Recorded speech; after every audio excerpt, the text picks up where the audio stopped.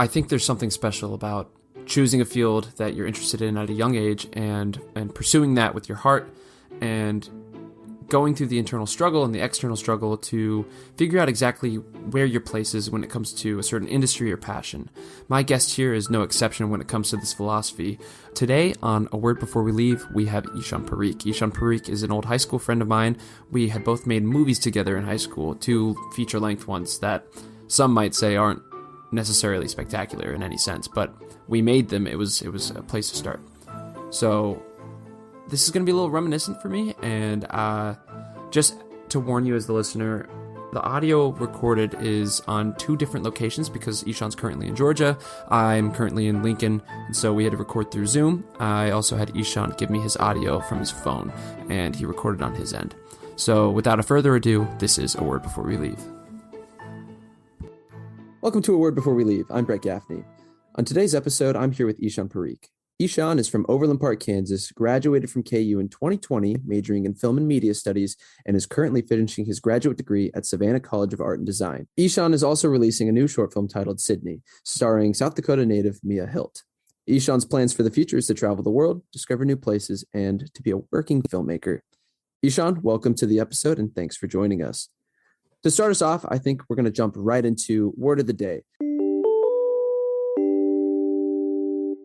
The basic premise for Word of the Day, I'm going to give you the word and the definition, and all we have to do is to make our own sentence with the word so that we can find ways to implement this into our daily lives for not just us, but also the listener. So today's Word of the Day is brought to you by dictionary.com, not sponsored, and the word is circumambulate. And the definition circumambulate. Circumambulate. So that is a unique word I've never heard ever. It's a big one. The definition is it's a verb. It's to walk or go about or around, especially ceremoniously. The origin of circumambulate, to walk around, is a compound of 2 Latin origin stems, circum, around, and ambule, to walk. As we learned from the recent Word of the Day's circadian and the circumstellar comes from the Latin circus, circle, which is the source of English terms such as circa, circular, and circumference. The stem ambule comes from the Latin ambulare, which is to walk, which gives rise to English amble, ambulance, and funambulist, or a tightrope walker. Do you want me to spell it, or you think you can think of a sentence with circumambulate? Is it CIRCUMABULATE?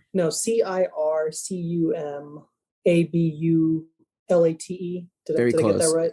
You were close. You're off by 1 letter. It's a CIRCUMAMBULATE. Circumambulate. Ambulate, yeah.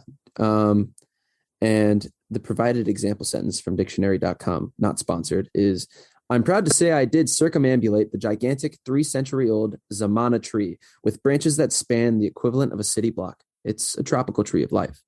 What a creative way to start off the show, Brett. That's a sentence with circumambulate. So you said the basic definition is to walk around, correct? Pretty much, yeah. Especially ceremoniously. They put emphasis on that. Ceremoniously. So like that's a routine kind of system. I guess they say, walking in general is good. People always want to get their steps in. So I guess get up in the morning and circumambulate, folks. And my sentence will be, after the victory of defeating all the Trojan warriors during the Trojan War. Wait, no, I'm changing my sentence immediately because I don't want to say something incorrect. That just sounds like something you would write in social studies class in it does middle school, when they ask for complete sentences. Yeah. I was going to circumambulate after our victory winning the recent soccer game, but then I realized that we lost by 1 point.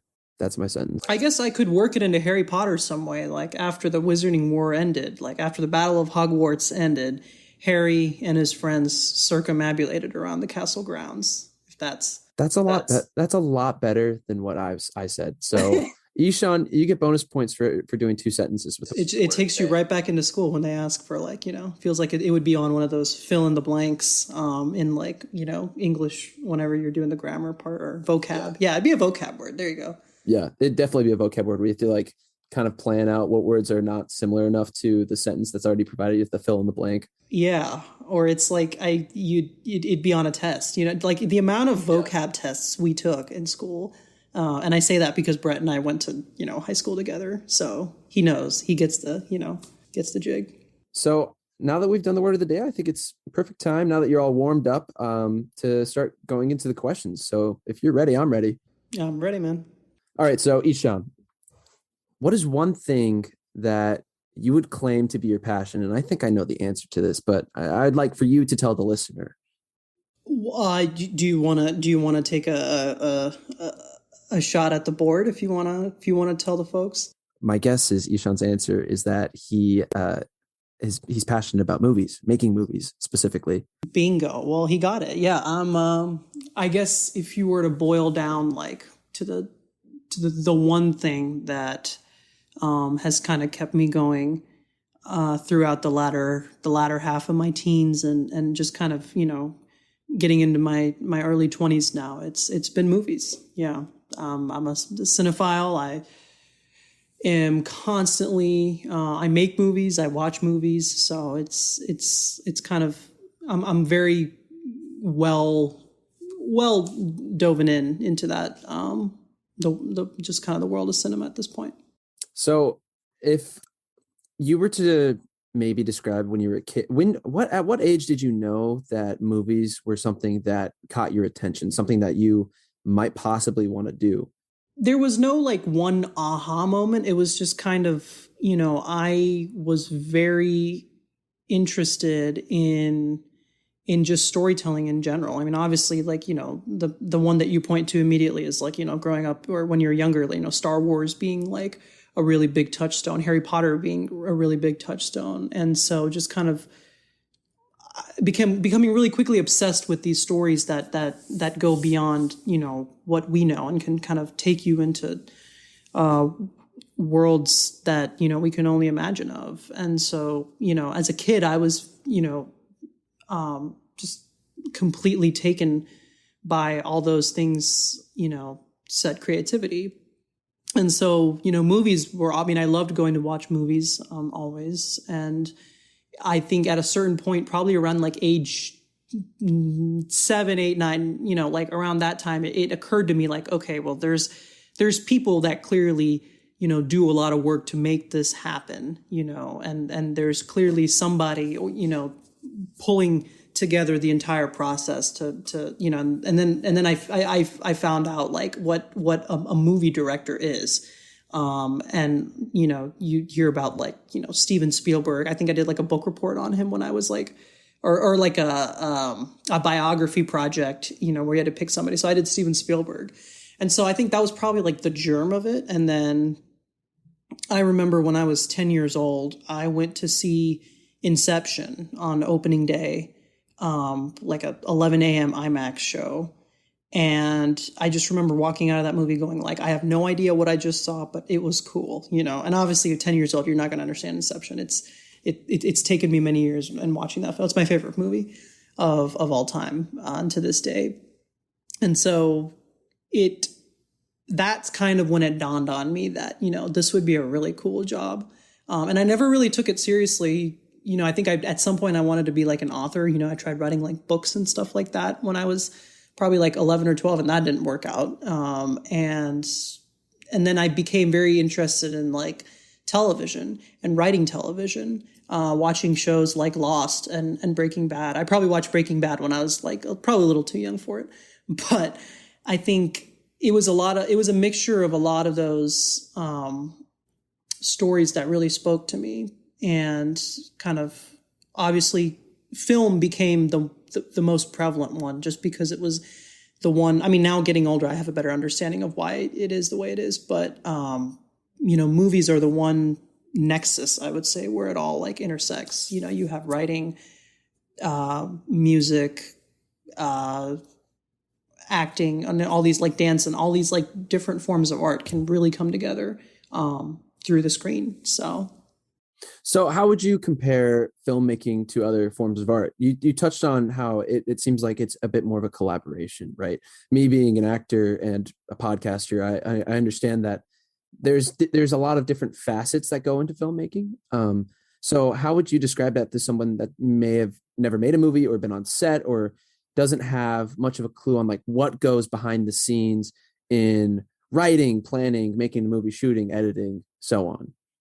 I mean, from a director's standpoint, it's the weirdest job throughout the whole process, because a lot of times, like, you're not doing anything except telling people what to do, and that's all it is. It's just decision making. But like, I would say, if for somebody who's never ever made a movie before, you know, the most important thing that you have to figure out is, what story do you want to tell?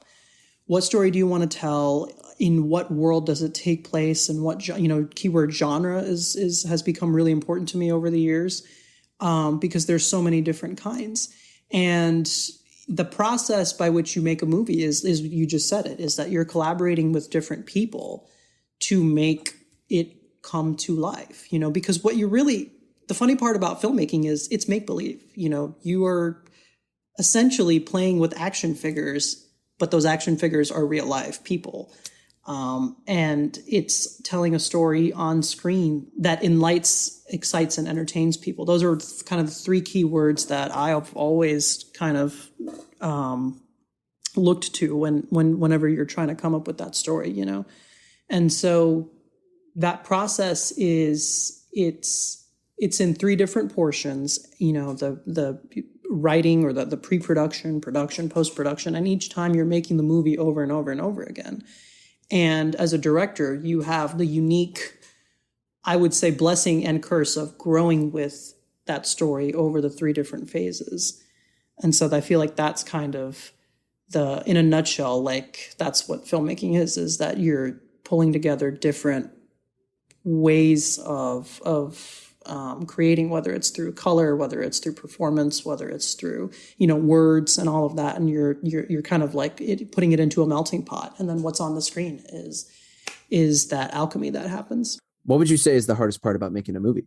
I mean, it's all hard, really. I feel like, I mean, the hardest part, I feel like, is, I mean, I've always found shooting stressful. I've always found it the hardest part. I've come to like it a little bit more over the years, but I've always dreaded like going, because like, it's one of those things where it's like, you have to adapt to the vision as it's happening in front of you. You know, you've got to very early on separate yourself, especially if somebody like, you know, like, I write all my own stuff. I direct all my own stuff. So it's like that thing of, you have what's in your head, but then what's 9 times out of 10, unless you're just like a genius, which I have not met one, you know, it's never going to come out the way you think it's going to, or the way you have always imagined it. So at the end, you get something. It's that alchemy that happens, and I feel like it's cool to experience, but it's also hard because, you know, as a director, you have to gauge that vision as it's you know, progressing, and I find that, you know, a lot of times it's a lot of trial and error. It's a lot of planning. It's a lot of improv, and you have to mix all those things together. And, you know, the scariest part, the hardest part, is not knowing what's going to come out at the other end. So I feel like it's probably what I found is like the hardest. I know what you think is the hardest. I personally, I find the hardest part about making movies is trying to understand what the director wants in the scene that we're recording, because I'm on the other side, right? Like, you're behind the camera, I'm in front of the camera, and let's say director X makes actor Y want to do said thing in his head, but then it doesn't go as planned. I think the hard part as the actor is making the director happy, in a sense, like keeping the director maybe not happy, but like satisfied with the work that they're presenting. Because at the end of the day, like, when you're on set, sure, you can think about character motivation and objective, and I can go into hours upon hours about like what it takes to like build a human being out of a script. But when you're there on set, a lot of it is like, sometimes you have to throw some of that out of the door, and you just have to work with what the director is giving you, because you might plan for this scene to go one way, and then all of a sudden the director says one sentence that changes your mind as an actor, and you're like, oh, well, all that prep work was nice, but I've had like numerous like a lot of my colleagues would probably just like want to throw things at me when I say this, but I think really like film acting it's harder than theater, I feel like, because I think you as an artist, as an actor, as an artist, when you're going to make a movie, I feel like you're selling yourself over to a process that is not completely yours.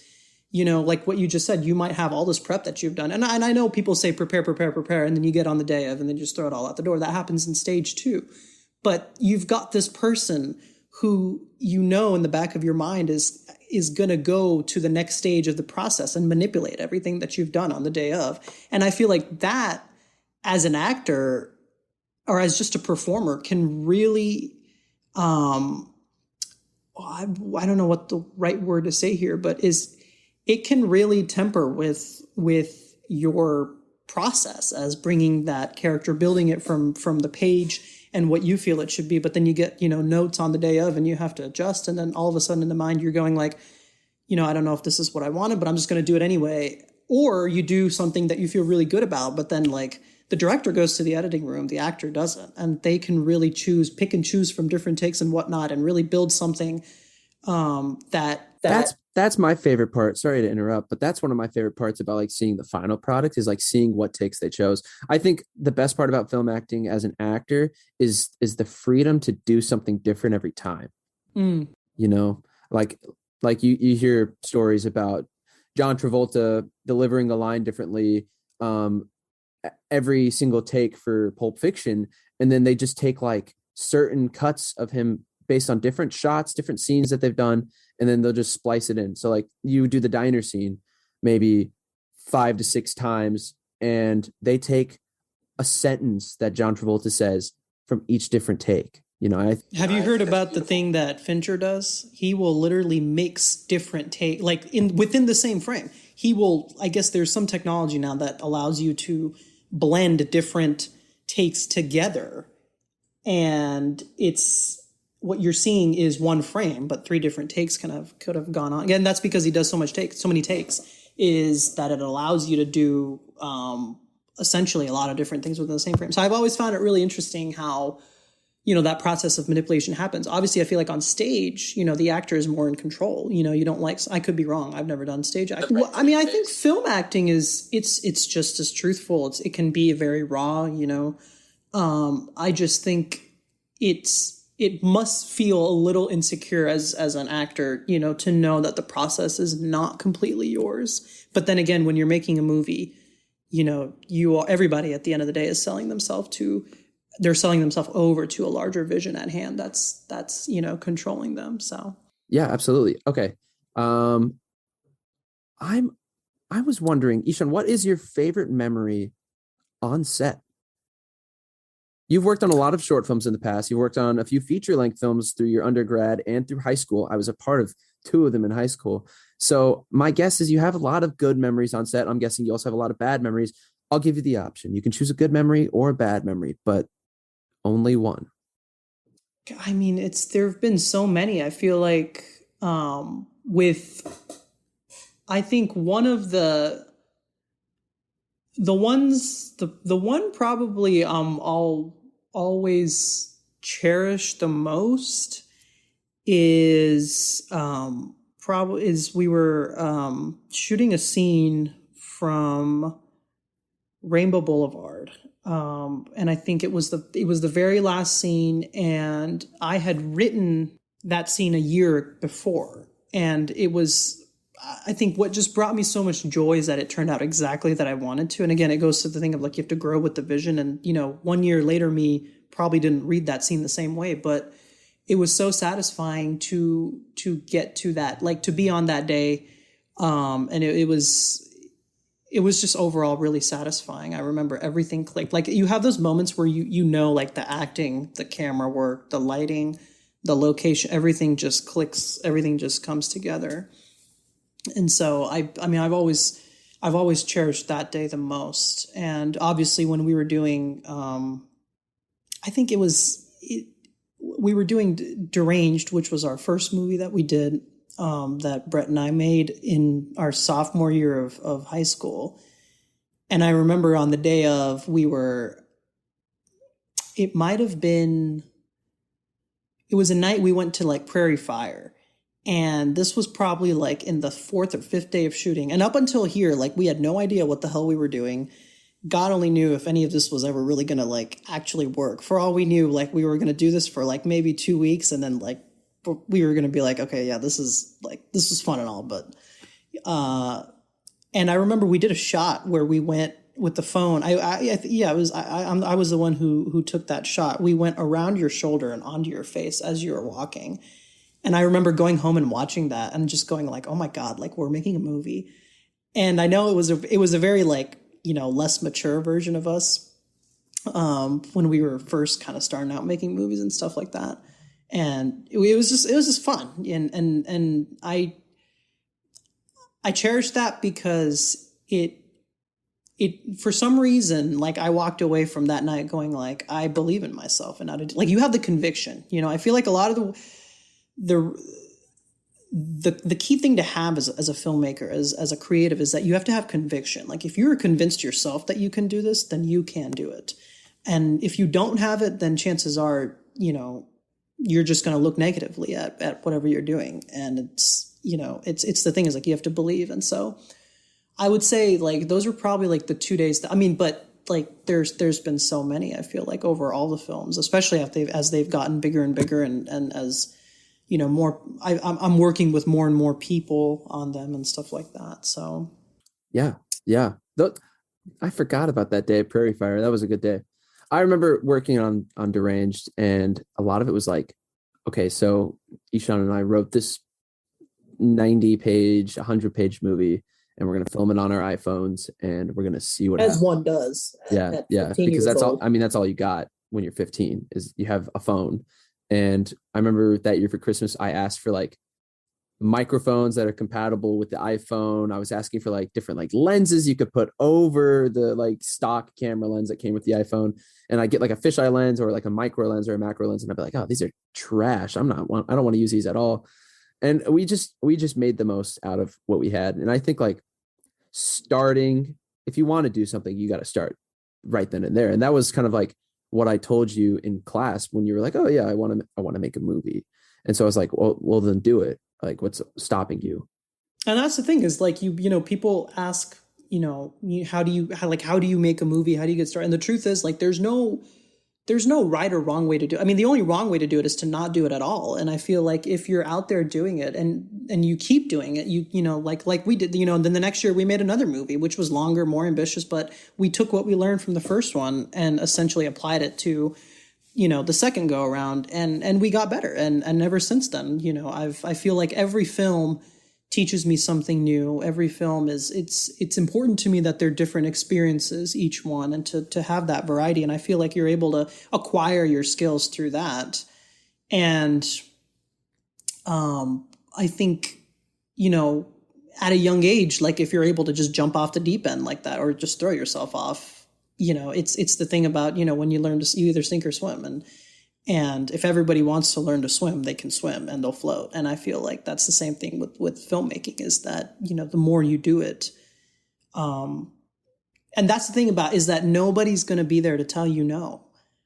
You just have to keep finding your collaborators, finding that like family of yours and keep doing it. You said best day. I remember I actually one of the coolest was like, it was the very last day we were doing Deranged, I remember. And right as we finished that big storm, and it's in the movie, actually, it's where the clouds came together. And I just remember like, wow, like here's the magic of it. And we were like, go, go, go, go, go. And we were, I think that was the one where she like walks away at the end. Yeah, that's good. Okay. So now I'm going to transition into a segment. This is a new segment to A Word Before We Leave. So as a listener, thanks for listening to episode 3. I'm glad you guys are here. This new segment is called, what did I call it? Oh, this new segment is called What's the Word? I'm going to give Ishan a news article unrelated to the podcast to kind of throw him on his toes. And Ishan is going to simply provide commentary after I read the news article to him, see what his thoughts are. Ishan, you think you can do that?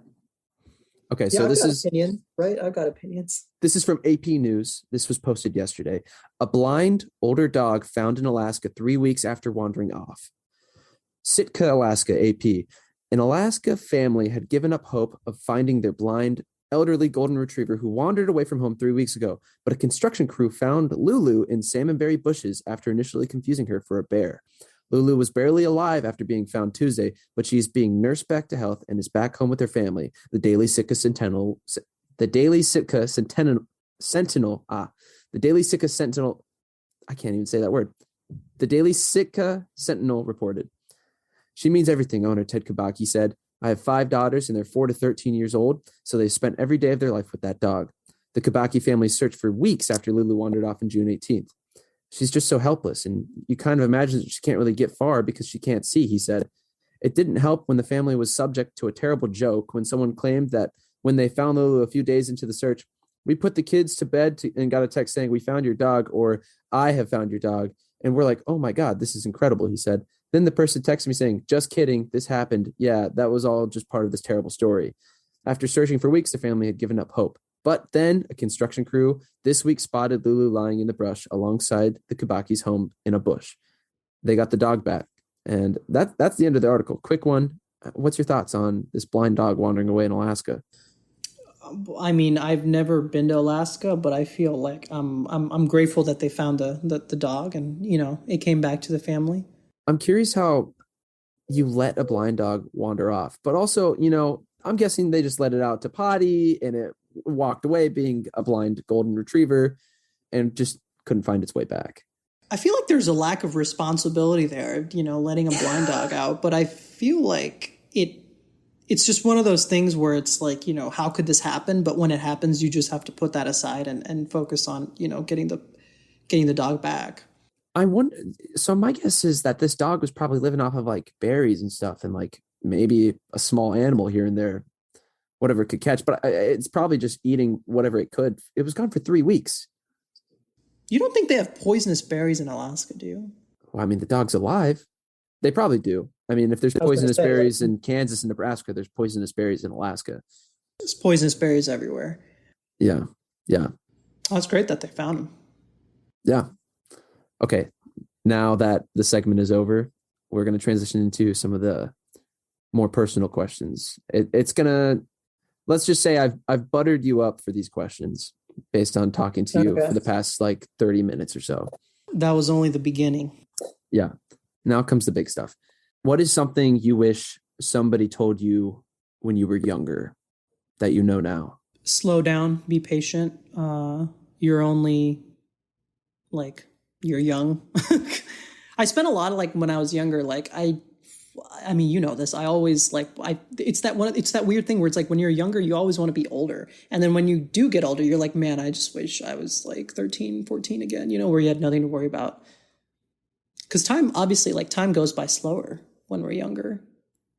It's only when we get older, I feel like that, you know, because you have more things to worry about, you have more stress on you and stuff like that. And you just need to get by life.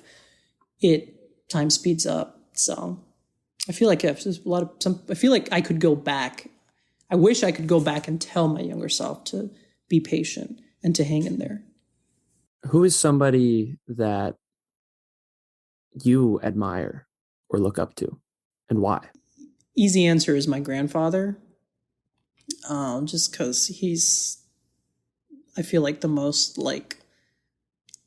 coolest Zen, wise, and hardworking person there is. He's almost in his 80s now, and he's still a working doctor or working oncologist. He's not practicing, but he works at a VA hospital. And so just to be at an age like that and still operate, I feel like is admirable. I mean, my hero in film is Christopher Nolan. Just to, you know, you look at that career and you go you know, wow, somebody who stuck to his guns, didn't compromise. And he's, you know, you're in that position where you get to entertain audiences on your own terms. And so that's a hard question. I feel like it just changes every few years. Who do you admire? Who do you look up to? Is there anybody that you constantly go back to? Maybe you're looking at their work or you're looking at their mentality of life or the way they approach just the day to day, maybe in your daily life, that you're just like, wow, like this is somebody that is admirable? Yeah, I mean, I worked at the Boys and Girls Club for 2 years in my first 2 years of college, almost three, yeah. And my manager there, my boss there, was pretty inspirational. I feel like he had this mentality of, of being yourself, being confident, being comfortable with yourself. Because spoiler alert, in my late teens, I wasn't I was probably the most insecure I've ever been. And, to be in a job where you're working with kids who obviously they bring out a different side in you, whether you like it or not, being around kids, and to have somebody like Anthony that I could, just observe in daily life, and somebody who's made mistakes in his life, is very aware of it, and now has dedicated his life to education. And I mean, I don't plan on working in education, but I feel like there's something admirable about having that kind of mentality. And he was always just full of positivity. He had this saying called PVO, positive vibes only. He'd always type that into our work chat. And so that always brought a smile to my face. But yeah, you always look for those people in life that you that make you want to show up to work, or that you see on the daily, pretty much. And so yeah, I'd probably as far as my daily life went, that was probably somebody I looked up to. Do you have or does it change for you, or do you have that one set person? See, normally I don't get asked questions by my guests, so this is throwing me for a loop right now, but I'm more than welcome to answer them. You're in the hot seat now, Brett. Yeah, I do. It is a hard question. I've always looked up to my dad. He fought for our family. He was the kind of my parents got divorced when I was at a young age, around 8, but I never saw him give up on himself or on my siblings or and he constantly, and my mom too. I mean, they both have fought their own battles, and I love them and respect them for who they are. And I feel like I took their affection and their hard work as a form of, I felt like I was ignored as a kid because of that. But looking back, I realize now, the older you got, I was I didn't care back then. And now I look back, I'm like, okay, I did care. I just pretended that I didn't care. And now it's I understand why they were absent at times. It's because they were trying to keep two roofs over me and my siblings' heads. And as a kid, you don't think about that. You think about, oh, who am I going to play with today? What does school look like tomorrow? You're not thinking about the grand scheme of all right, my parents have a 401k they're both trying to save for. They're both living and providing for a whole family, not just themselves. And now you get to the point where you're about 20, and now I am providing for just myself. And it's, it's I could not raise a kid right now, but I want to get to that point where I could work hard enough and provide for other people. And I think that's just the hard work that I learned from my parents is something that stuck with me, if that makes sense.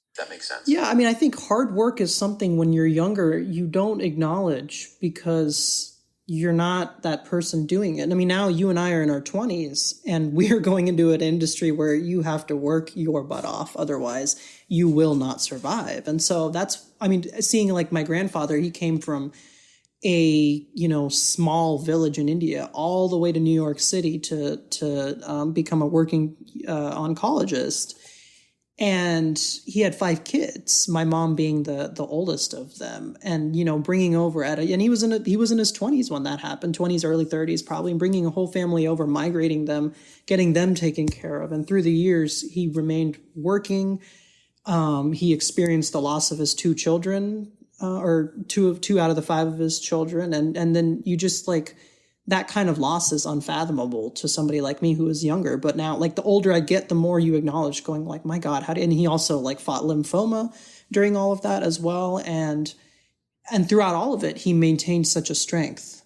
And he maintained a sensibility of and a mantra sort of that, we must go forward in life. no matter the circumstances, no matter the losses, no matter how much life brings you down to your knees, you rise back up, and keep going along. So,